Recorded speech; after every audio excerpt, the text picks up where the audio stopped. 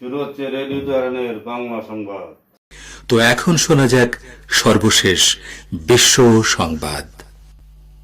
Radio Tehran, শুরু হচ্ছে বিশ্ব সংবাদ।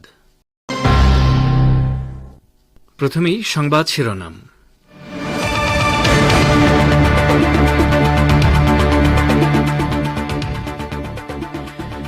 সিরিয়ায় সরকার বিরোধী সশস্ত্র গোষ্ঠীগুলো পরবর্তীতে ইরাক, জর্দান এবং তুরস্কেও ছড়িয়ে পড়বে বলে হুঁশিয়ারি দিলেন ইরানের পররাষ্ট্রমন্ত্রী আব্বাস আরাকচি।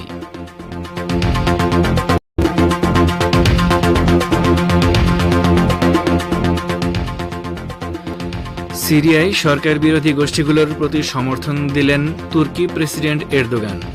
দামেস্ক দখলের অগ্রযাত্রা অব্যাহত রাখতে এসব গোষ্ঠীর প্রতি আহ্বান।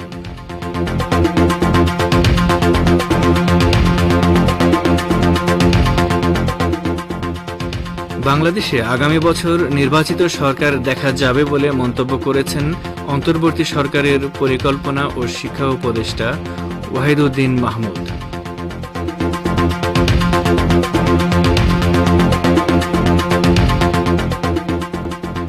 এবং ভারতের বর্তমান পরিস্থিতি 1947-এর চেয়ে খারাপ বলে মন্তব্য করেছেন দিল্লির ঐতিহাসিক জামে মসজিদের ইমাম সৈয়দ আহমেদ বুখারী।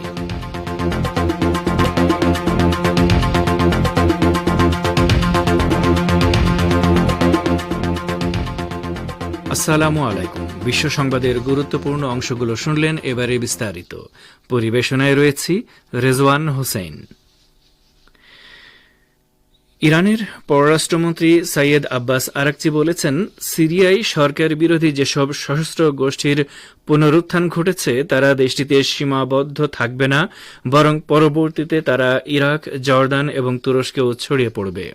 তিনি শুক্রবার ইরাকের রাজধানী বাগদাদে স্বাগতিক পররাষ্ট্রমন্ত্রী ফুয়াদ হোসেন এবং সিরিয়ার শীর্ষ কূটনীতিক বাসাম সাব্বাগের সঙ্গে বৈঠকের পর এক যৌথ সংবাদ সম্মেলনে এই হুঁশিয়ারি উচ্চারণ করেন। আরাকচি সতর্ক করে দিয়ে বলেন, সিরিয়া যদি দামেস্ক বিরোধী সশস্ত্র গোষ্ঠীগুলোর অভয়ারণ্যে পরিণত হয় তাহলে তারা গোটা পশ্চিম এশিয়া অঞ্চলের নিরাপত্তাকে।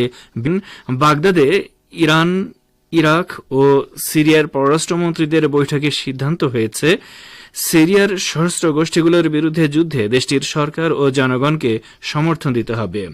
আরাকচি বলেন, তার দেশ সশস্ত্র গোষ্ঠীগুলোর বিরুদ্ধে যুদ্ধে সবসময় সিরিয়ার পাশে ছিল এবং এখনও অনুরোধ করা হলে দামেস্কের পাশে দাঁড়াবে তেহরান। ইরাকের প্রধানমন্ত্রী মোহাম্মদ শিয়া আল সুদানি বলেছেন, সিরিয়ায় বর্তমানে যা কিছু ঘটছে তাকে গাজা ও লেবানন পরিস্থিতি থেকে আলাদা করার কোনো সুযোগ নেই। তিনি শুক্রবার বাগদাদ সফররত ইরানের পররাষ্ট্রমন্ত্রী সৈয়দ আব্বাস আরাকচির সঙ্গে এক বৈঠকে এই মন্তব্য করেন। বৈঠকে সুদানি ও আরাকচি পশ্চিম এশিয়ার সর্বশেষ পরিস্থিতি, বিশেষ করে সিরিয়ার চলমান ঘটনাবলী নিয়ে আলোচনা ও মতবিনিময় করেন। ইরাকের প্রধানমন্ত্রী বলেন, গাজা ও লেবাননে আমরা যা কিছু দেখেছি তা থেকে সিরিয়ার চলমান ঘটনা প্রবাহকে আলাদা করার সুযোগ নেই। এসব ঘটনাবলী গোটা অঞ্চলের নিরাপত্তা ও স্থিতিশীলতাকে বিপদাপন্ন করে তুলেছে।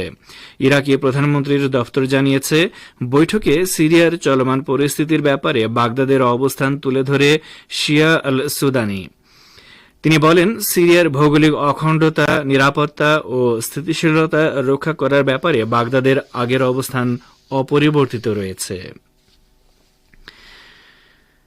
সিরিয়ায় সরকার বিরোধী সশস্ত্র গোষ্ঠীগুলোর চলমান তাণ্ডবের প্রতি সমর্থন দিয়েছেন তুরস্কের প্রেসিডেন্ট রজব তাইয়েব এরদোগান।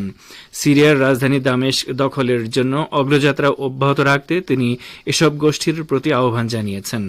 তিনি বিভিন্ন গণমাধ্যম তুর্কি প্রেসিডেন্ট এরদোগানের এসব বক্তব্য নিয়ে প্রতিবেদন করেছে। এরদোগান আঞ্চলিক বিভিন্ন ইস্যুতে বক্তব্য রাখতে গিয়ে তার ভাষায় বলেন, আমি আশা করি ইহাদিরা কোনো সমস্যা ছাড়াই অগ্রযাত্রা অব্যাহত রাখবে। তুরস্কের ইস্তাম্বুল শহর থেকে সাংবাদিকরা জানিয়েছেন যে তুর্কি প্রেসিডেন্ট বলেছেন, ইদলিব, হামা, হোমস এবং দামেস্ক হল লক্ষ্যবস্তু।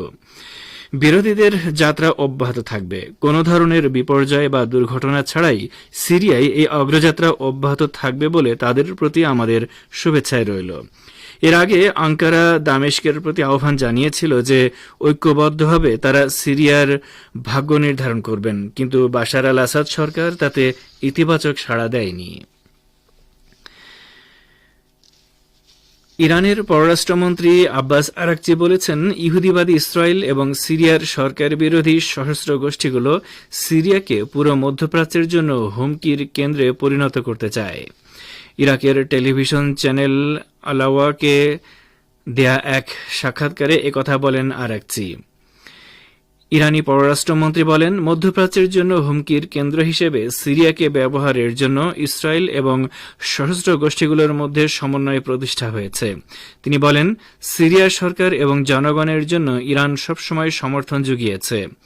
দামেস্ক এখন আমাদের কাছে কি ধরনের সমর্থন চায় তার উপর ভিত্তি করে আমরা সমর্থন অব্যাহত রাখব। ইসরায়েল ও লেবাননের মধ্যকার যুদ্ধবিরতি চুক্তির কথা উল্লেখ করে আরাকচি বলেন, ইহুদিবাদী ইসরায়েলের আগ্রাসনের কারণে সত্যিকার অর্থে লেবাননের জন্য গৃহযুদ্ধের ঝুঁকি সৃষ্টি হয়েছিল, কিন্তু সেই ষড়যন্ত্র বানচাল করা হয়েছে এবং লেবাননের বিভিন্ন রাজনৈতিক দলের মধ্যকার ঐক্য প্রতিষ্ঠার ক্ষেত্রে গুরুত্বপূর্ণ ভূমিকা পালন করেছে। আপনারা বিশ্ব সংবাদ শুনছেন রেডিও তেহরান থেকে, আর প্রচারিত হচ্ছে শর্টওয়েভ 25 মিটার ব্যান্ডে। বাংলাদেশের অন্তর্বর্তী সরকারের প্রধান উপদেষ্টা ড মোহাম্মদ ইউনূসের প্রেস সচিব শফিকুল আলম বলেছেন, দেশটির সংখ্যালঘু ইস্যু আন্তর্জাতিক গণমাধ্যম এবং প্রভাবশালী দেশের শীর্ষ সংসদীয় শুনানিতে অন্যায্যভাবে উপস্থাপন করা হয়েছে। তিনি সেকুলার সংবাদপত্র ও আন্তর্জাতিক মানবাধিকার সংগঠনগুলোকে বাংলাদেশের কথিত ধর্মীয় সহিংসতার মামলাগুলো তদন্ত করার আহ্বান জানিয়েছেন। ভেরিফাইড ফেসবুক অ্যাকাউন্টে পোস্ট করা এক বিবৃতিতে শফিকুল আলম জানান, নেত্র নিউজ যখন বাংলাদেশ হিন্দু বৌদ্ধ খ্রিস্টান ঐক্য পরিষদের হিন্দু সম্প্রদায়ের ওপর বিপ্লব পরবর্তী সময়ে হামলার প্রতিবেদনটি প্রকাশ করেছিল, আমি আশা করেছিলাম যে ঐক্য পরিষদ এই বিষয়ে একটি বিবৃতি দেবে। নেত্র নিউজের প্রতিবেদনে দেখা গেছে, সংখ্যালঘু পরিষদ যে 9 জন হিন্দুর মৃত্যুর কথা বলেছিল, তাদের কারো মৃত্যু সাম্প্রদায়িক সহিংসতায় হয়নি। তিনি বলেন, আশা ছিল যে ঐক্য পরিষদ নেত্র নিউজের প্রতিবেদনটির জবাব দেবে, কিন্তু তারা তা না দেয়ায় তিনি দুঃখ প্রকাশ করেন।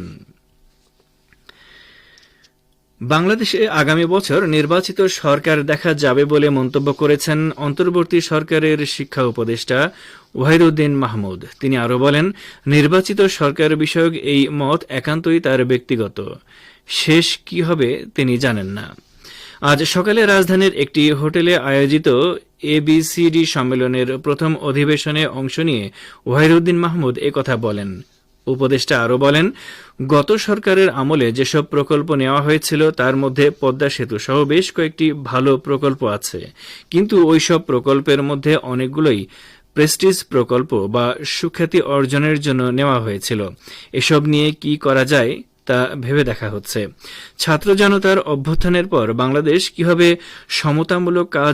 সমতামূলক সমাজ নির্মাণ করতে পারে, এ প্রসঙ্গে ওয়াহিদউদ্দিন মাহমুদ বলেন, অন্তর্বর্তী সরকার বড় ধরনের সম্পদের স্বল্পতায় আছে।